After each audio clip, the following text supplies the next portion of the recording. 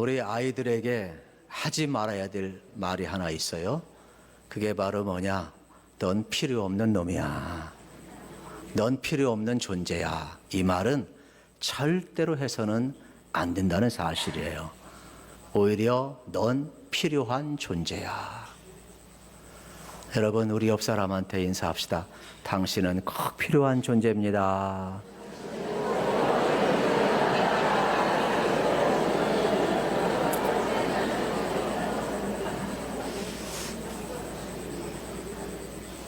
우리 아이들을 보면은 기분이 참 좋아요. 이 병아리들이 걸어가는 걸 보면은 얼마나 기분이 좋은지 내 마음이 맑아지고 내 영혼이 맑아지고 참 신선한 마음을 들어요. 아, 우리 인생도 저렇게 살았으면 참 좋겠다. 그래서 신선한 마음으로 출발하자, 이러한 제목을 잡아보았는데요. 여러분, 5월쯤 특별히 연말 연초에 우리가 얼마나 새 마음으로 새 출발을 다짐합니까? 벌써 이제 4개월이 지났고 5월달이 되었습니다. 여러분, 마음 한번 점검해 보시고 여러분이 주님과 함께 새 출발할 수 있기를 주의 이름으로 축원합니다. 그러면 우리가 정말 어린아이처럼 신선한 마음을 가지고 새 출발하기 위해서는 우리가 가져야 될 마음이 있어요. 첫째는 순수한 마음을 가져야 돼요. 여러분, 예수님께서 오늘 본문 말씀 3절에서 뭐라고 말씀하시는가 우리 한번 보겠습니다. 천국의 주인공을 우리 아이들 세워놓고 예수님이 이렇게 말씀해요. 같이 읽겠습니다. 시작. 너희가 돌이켜 어린아이들과 같이 되지 아니하면 결단코 천국에 들어가지 못하리라. 아멘. 여러분, 어린아이들과 같이 되지 아니하면 유치한 어린아이가 아니라 미성숙한 어린아이가 아니라 어린아이 같은 순수한 마음, 맑고 깨끗한 마음, 거짓 없는 마음.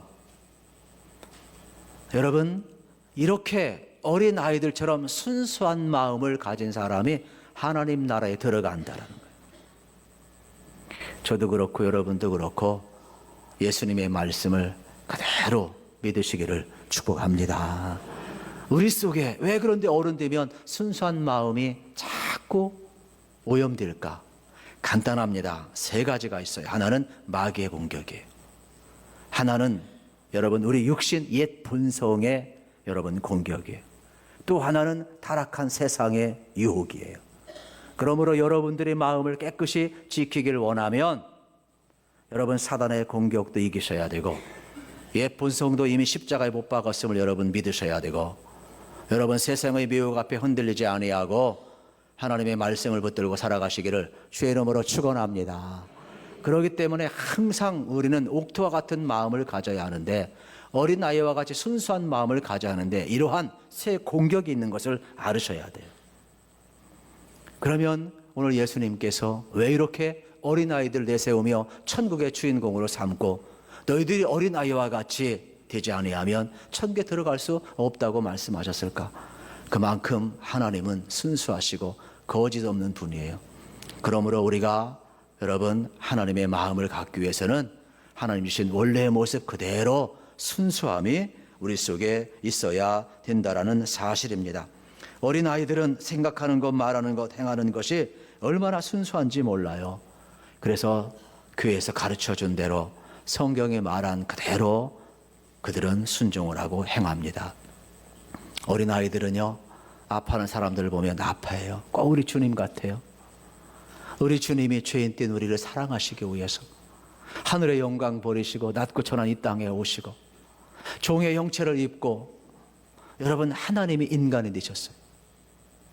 그리고 죄인 된 우리와 똑같이 성정을 입으시고 우리를 사랑하시며 아파하는 자들과 아파하고 기뻐하는 자들과 함께 기뻐하고 그 예수님의 모습을 우리 어린아이들이 그대로 갖고 있어요. 어느 할아버지가 암에 걸려서 갑자기 병원에 입원을 했어요. 자녀들이 화들짝 놀랐습니다. 병실에 입원했는데 그 얌전했던 할아버지가 완전히 난폭해지고 고집쟁이로 확 바뀌어버렸어요. 아들, 며느리, 자녀들이 아무리 와서 간병하고 효도를 해도 막 소리를 버럭버럭 지르면 나가라고 그러고 너희들 다 필요 없다고 그러고 내 인생 끝났다고 그러고 견딜 수가 없는 거. 아무리 잘해드리려고 해도 그 얌전했던 할아버지가 확 바뀌어버리니까 감당할 수가 없는, 의사도 간호사도 감당을 못해. 그래서 할 수 없이 발만 동동 구르고 병실 밖에서 항상 대기하고 있었습니다. 그런데 어느 날 할아버지가 사랑하는 손자가 왔어요. 근데 아버지는 지금 할아버지가 바뀐 걸 아니까 이거 병실에 들여보냈다가 무슨 또 사고 날지 모르니까 막어요. 그런데 이 아이는 아무것도 모르니까 아빠 나 들어가서 할아버지 얼굴 볼래? 자꾸 졸르는 거예요. 그래서 할 수 없이 부모가 들여보냈어요. 근데 10분이 지나고 20분이 지나고 30분이 지나고 아이가 문 열고 나왔는데요. 멀쩡해요. 그리고 부모님 손잡고 병실 안으로 들어가는데 옛날 할아버지의 그 온유한 모습으로 그대로 있는 거예요. 그래서 깜짝 놀랐어요. 가족들이 깜짝 놀랐어요. 너무 궁금해가지고 아이를 밖으로 불렀어요. 얘야, 너 할아버지한테 무슨 말 했어? 예, 아버지, 나 할아버지한테 아무 말도 안 했어요. 병실 문을 열고 들어가는데 할아버지 얼굴을 보니까 너무 아파하는 것 같아서 그냥 달려가서 꼭 껴안고 울었어요. 그랬더니 할아버지도 함께 울었어요. 이렇게 10분, 20분 지나고 함께 울다 보니까 할아버지가 나를 따뜻이 대주었어요. 여러분, 아파하는 사람들에게 무슨 이론이 필요하겠어요? 무슨 경험과 무슨 합리적인 말이 뭐가 필요하겠어요? 이 아이는 아무 말 하지 않았지만 할아버지 품에 안겨서 함께 아파해주고 함께 울었어요. 우리 주님의 말씀을 들으세요. 로마서 12장 15절입니다. 우리 함께 읽겠습니다. 시작. 즐거워하는 자들과 함께 즐거워하고 우는 자들과 함께 울라. 아멘. 그렇습니다. 우리 주님의 마음이죠. 우리 어린아이들의 순수한 마음이죠. 저는 여러분들이 이 세상을 살아갈 때 이러한 순수한 마음이 다시 한번 회복되기를 주의 이름으로 축원합니다. 철저하게 여러분, 하나님은 이러한 순수한 마음을 기뻐하고 좋아하신다는 사실이에요. 많은 사람들이 하나님을 감동시키려고 합니다. 그리고 하나님으로부터 복을 받으려고 합니다. 그런데요, 우리 주님은요, 이 땅에 오셔서 우리를 감동시키고요, 우리를 먼저 사랑하시고요, 우리를 먼저 용서하시고요, 우리를 먼저 품에 안아 주었어요. 이 손자는요, 아버지 어머니가 못한 것, 가족들이 못한 것, 이 손자는요 순수한 마음으로 가서 할아버지 끌어안고 울어 주었는데 모든 그 다친 마음의 영혼을 다 녹여버렸어요. 하나님이 어떤 마음 기뻐하실까요? 하나님은 이렇게 순수한 마음, 내 보이는 형제 자매를 감동시키지 못하고 보이지 않는 하나님을 감동시킨다? 아니에요. 예수님이 이렇게 말씀합니다. 하늘에서 풀면 땅에서 풀고 땅에서 풀면 하늘에서 풀리라 그랬어요. 그러므로 땅의 문제를 푸세요. 내 이웃의 눈물을 닦아주시고, 여러분, 아파하는 자들과 함께 아파하며 우는 자들과 함께 울고 즐거워하는 자들과 함께 즐거워할 때 하늘이 열리고 여러분, 하나님의 감동이 나타날 줄로 믿습니다. 그래서 어린아이와 같이 순수한 마음을 가진 사람이 하나님 나라의 주인공이 될 수 있다는 것입니다. 또 하나 우리가 신선한 마음으로 출발하기 위해서는 오늘 4절에 있는 말씀처럼 스스로 낮추는 이 아이들의 모습, 이 모형을 본받아야 되는 겁니다. 예수님 뭐라고 이야기합니까? 누구든지 4절에 보면 이 어린아이들과 같이 자기를 낮추지 않는 자는 천국에 합당치 않다는 거예요. 어린아이들과 같이 자기를 낮추는 자가 천국에 여러분 합당한 자라는 거예요. 그래서 어린아이들은 정말로 겸손합니다. 겸손은 뭐냐? 자기 비굴이 아니에요. 겸손은 자기 비하가 아니에요. 겸손은 여러분, 내가 누구인가를 아는 데서부터 시작되는 거예요. 내가 하나님의 사랑을 받은 존재고, 내가 예수님의 용서를 받은 존재이고, 그렇기 때문에 여러분, 사랑을 받고 용서받은 것이 얼마나 귀한가를 알아야 돼요. 내가 누구인지를 모르는 사람은 하나님과의 관계 설정 기준점이 없기 때문에 진정한 겸손이 있을 수가 없어요. 그래서 겸손은 나의 나됨을 아는 자, 하나님의 은혜를 알고, 나의 나됨은 하나님의 은혜구나.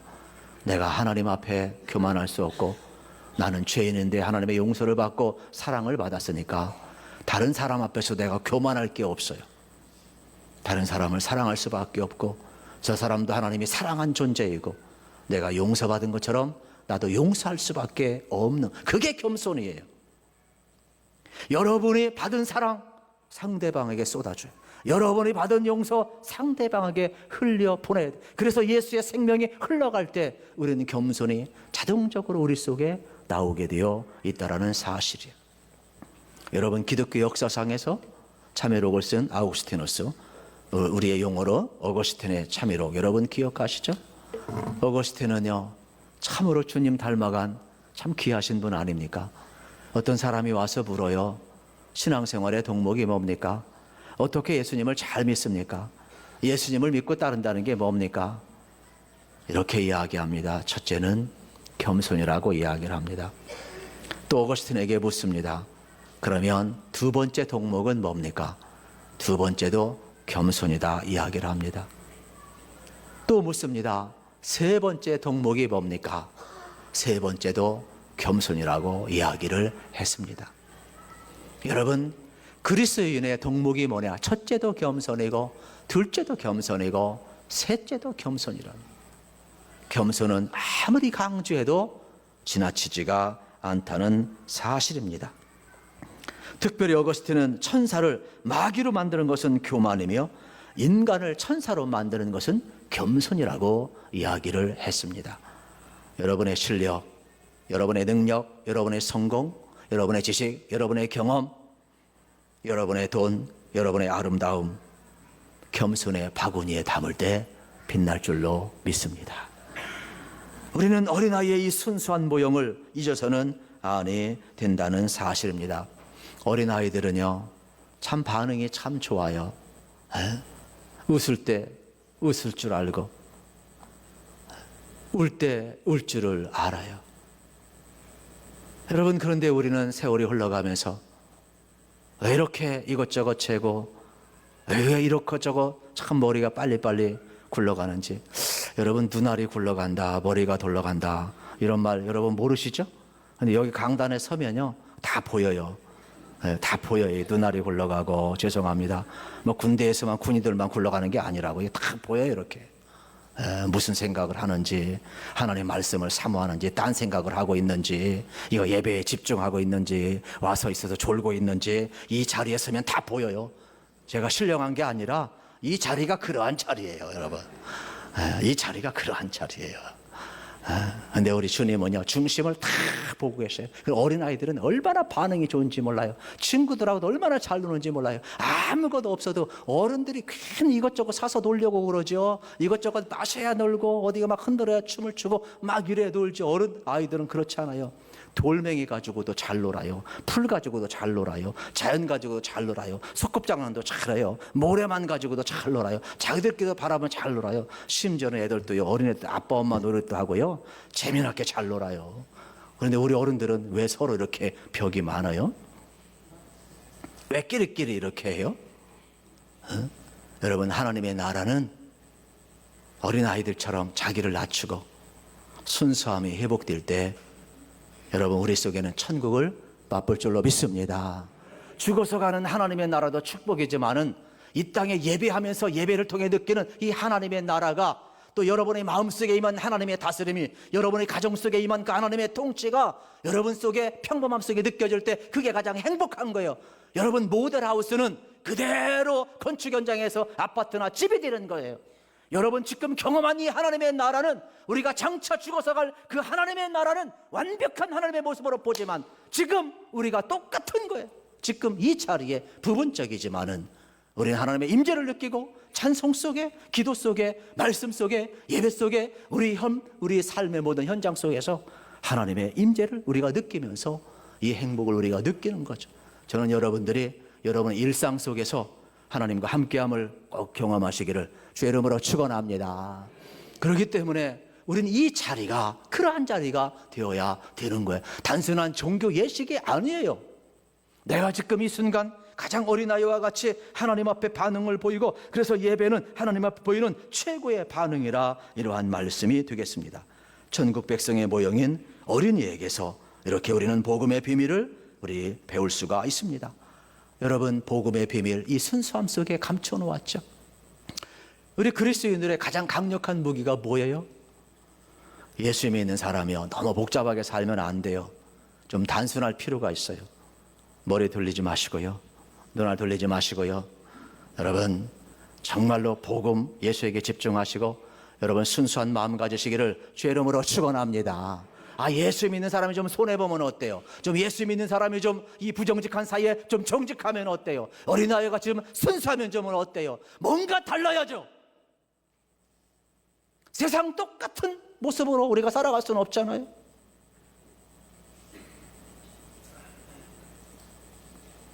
북한의 핵무기가 무서운 게 아니에요. 우리 마음이 더 무서울 수 있어요. 우리 어린아이들처럼 여러분 순수한 마음이 다시금 회복되기를 주의 이름으로 축원합니다. 또 신선한 마음으로 살기 위해서는 우리가 늘 하나님의 뜻을 구하며 살아야 돼요. 어린아이들은요, 사리사욕이 없어요. 내일에 대해 걱정이 별로 없어요. 그냥 부모님 믿고 살아가는 거예요.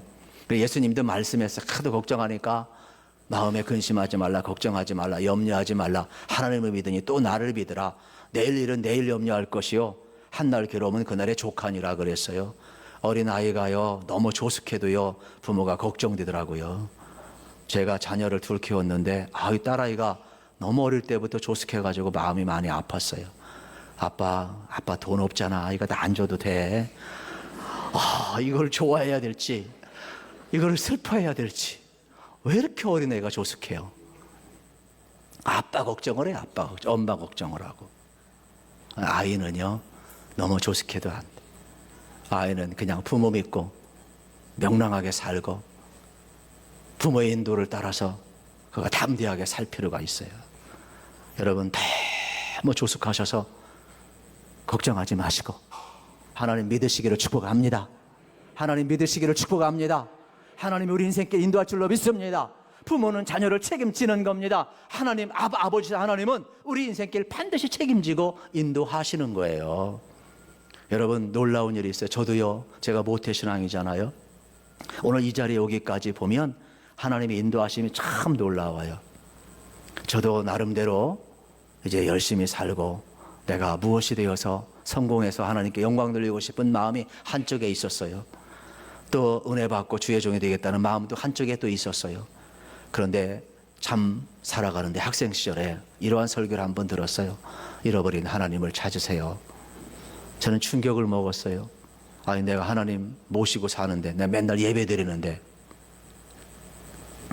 내가 그래도 모태신앙인데 하나님 잃어버리고 산다니, 잃어버린 하나님을 찾으라니, 얼마나 충격 먹고 도전을 먹었는지 몰라요.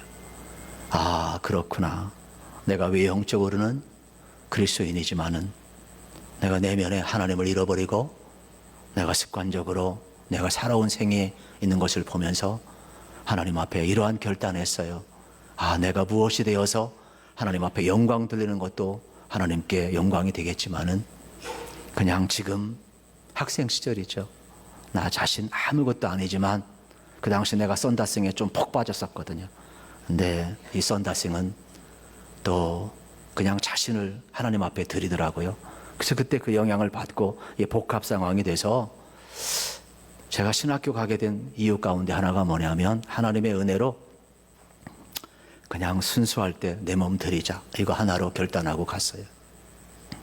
그리고 지금 이제 목회자가 돼서 이 자리에 서 있는 것을 보면 참 하나님의 인도는요 어느 순간 자연스럽게 나타나요. 여러분 마찬가지, 하나님의 인도는요 엘리베이터 열리는 것과 똑같아요. 자동적으로 열려야 돼요. 억지로 열면 안 돼요. 억지로 타려고 그러면 목이 끼든지 몸이 끼든지 사고 나요, 여러분. 그리고 답답하다고 그래서 팍 눌러도 안 되는 거고. 여러분, 하나님의 인도를 믿으세요. 자동적으로 하나님이 인도할 줄로 믿습니다. 여러분, 자녀 너무 들들 볶지 마세요. 하나님께 맡기시기를 주의 이름으로 축원합니다. 그렇다면 우린 자녀와 함께 집에 가서 이렇게 기도해야 합니다. 하나님이 우리 길 인도한다는데 하나님 앞에 물어보자. 하나님, 우리를 어떻게 인도하시겠습니까? 하나님, 내 자녀 어떻게 살아야 합니까? 하나님, 우리 가정 무엇을 해야 어떻게 하나님의 기쁨이 되겠습니까? 하나님, 우리 앞길을 인도해 주세요. 그리고 하나님의 뜻을 구할 때 하나님은요, 자동적으로 우리의 길 인도할 줄로 믿으시기를 주의 이름으로 축원합니다. 우리 자녀들 부모가 인도하잖아요. 우리 아버지 하나님이 우리 길 인도하신다니까요. 그러므로 우리는 하나님을 신뢰하고 믿고 하나님의 뜻을 구하며 나가야 돼요. 이렇게 순수한 마음과 여러분들이 더 겸손한 마음과 또 하나님의 인도를 구하며 나아갈 때 5월 신선한 마음으로 한번 출발하려면 여러분들 예수님을 사랑하는 일에 한번 빠져봤으면 좋겠어요. 우리 한번 따라합시다. 예수님 사랑합시다. 예수님 사랑하는 방법, 여러분 여러 가지가 있지만요, 첫째는 예수님을 자랑해야 돼요. 이상합니다. 제가 누군가를 사랑해 보니까 내 마음속에 항상 떠오르고요, 제 마음속에 그분이 있으니까 항상 기뻐요. 아, 사랑의 힘이 그런 것 같아요. 제자들의 마음속에 예수님이 계셨어요. 그래서 제자들은, 사도들은 항상 예수님을 자랑하고 예수님을 드러냈어요. 전도 못하게 했을 때 베드로가 뭐라고 그래요? 사도들이 뭐라고 그래요? 우리 전할 수밖에 없다. 핍박당해도 죽어도 괜찮다. 하나님 말씀 듣는 것이 옳으냐, 너희 말 듣는 것이 옳으냐. 그러면서 하나님 말씀 듣고 예수님을 막 전해요. 심지어 베드로와 요한은 성전 비문에 앉아있는 안진뱅이를 고칠 때 어떻게 합니까? 자기 이름으로 고쳤습니까? 아니잖아요. 은과 금은 내게 없지만 내게 있는 것으로 내게 주노니 곧 나사렛 예수 그리스도의 이름으로 일어나 걸어라. 내게 있는 것 내게 주노니. 내게 있는 게 뭐예요? 예수 그리스도. 어느 한 신학자는 이야기했어요. 초대교회에는 은과 금은 없었지만 적어도 예수 그리스도는 있었다. 그러나 현대교회는 은과 금은 있지만 예수 그리스도가 없다 그랬어요. 오늘 우리 속에 무엇이 있느냐 이 말이에요.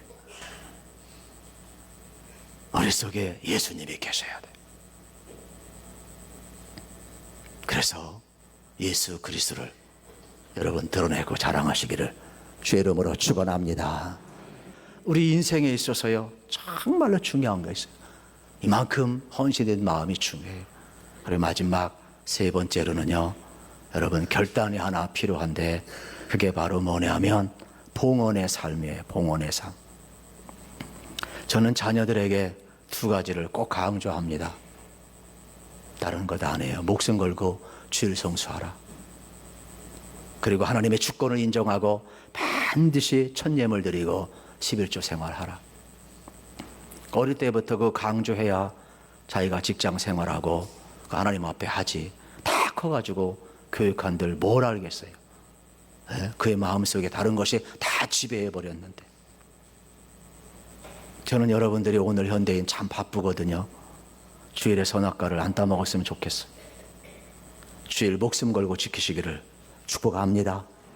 우리의 자녀들에게도 주일 성수 개념을 확실히 여러분 전해주셔서 정말로 믿음의 가정 꼭 이루시기를 주의 이름으로 축원합니다. 그리고 여러분뿐만 아니라 우리 자녀들에게도 이 믿음이 계승돼야 돼요. 왜냐하면요, 물질은 아픈 거예요. 물질은 목숨과 같은 거예요. 자기 생명이에요. 여러분, 물질 때문에 사람 죽이고 살리잖아요. 에? 물질 때문에 사람 대우받고 사람 대우 안 받고 그러잖아요. 내게 있는 거 땀 흘린 것, 여러분 내가 안 갖고 온 사람이 어디 있겠어요? 그래서 예수님 말씀하는 거예요. 내 물질, 내 본인, 내 마음도 있다라는 거예요. 여러분, 지갑이 회개한 사람이 진정한 회개한 사람이고 물질의 주권을 이용한 사람이 진정한 거듭난 사람이지, 아무리 미사역으로 써도 그건 다 말이에요. 진정한 거듭남은 거기에 있질 않아요. 그래서 저는 자녀들에게 천국 가는 데 지장 없도록 믿음 생활 잘하고 이 두 가지에 대해서는 기회가 될 때마다 저는 전달하고 있어요. 그래서 아직까지는 잘 따라오고 있는데, 여러분 우리 교회도 우리 어린아이처럼 다시 한번 순수함이 회복되고 겸손함이 회복되고 하나님의 뜻을 구하시고, 여러분 이 세상 예수님 사랑에 한번 올인해 보셔서 여러분의 삶 속에 세일을 행하실 그 하나님의 역사를 기대하시기를 주의 이름으로 축원합니다.